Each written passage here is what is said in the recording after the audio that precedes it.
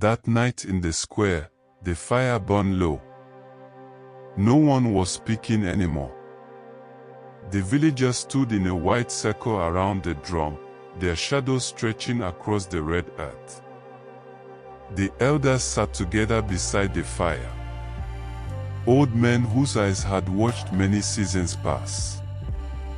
For a long moment they said nothing. Only the sound of the fire crackling and the wind moving through the trees above us. Then Baba Ogunwe leaned forward slowly. He pressed the end of his wooden staff into the ground. And when he spoke, his voice was calm but heavy. "This drum," he said, "has a law." A quiet murmur moved through the villagers. Some of the younger men frowned. They had grown up hearing the drum during festivals and harvest celebrations. But they did not know its deeper meaning. The elders did. Baba Ogunwe lifted his eyes toward the drum standing in the center of the square. "This drum was carved long before our fathers were born," he continued. "It was carved from the heart of the Iroko tree." The villagers listened closely now, because everyone knew the Iroko was not just any tree. It was the tree that watched over the village. The elder continued. "The man who carved it was not only a drummer. He was a man who listened to the ancestors."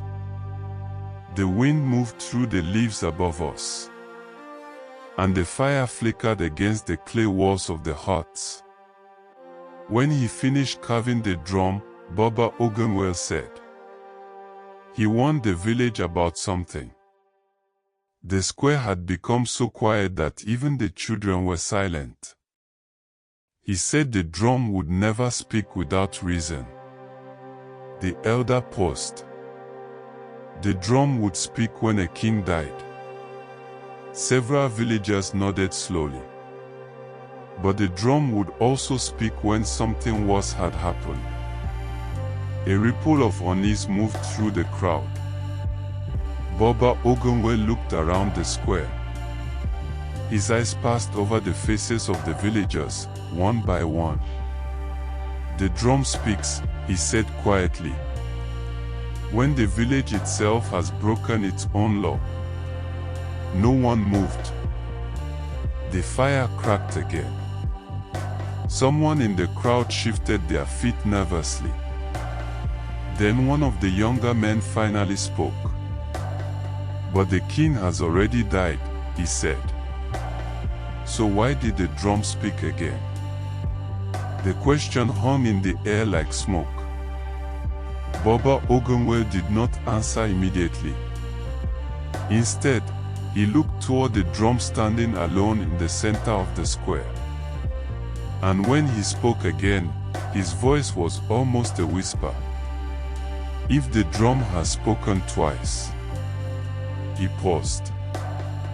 Then the first death was not the warning. The wind moved through the trees again. A cold feeling passed through the crowd. Because suddenly everyone was thinking the same thing. The drum was not mourning the king. The drum was warning the village. And somewhere among us, someone had broken a law the ancestors could not ignore.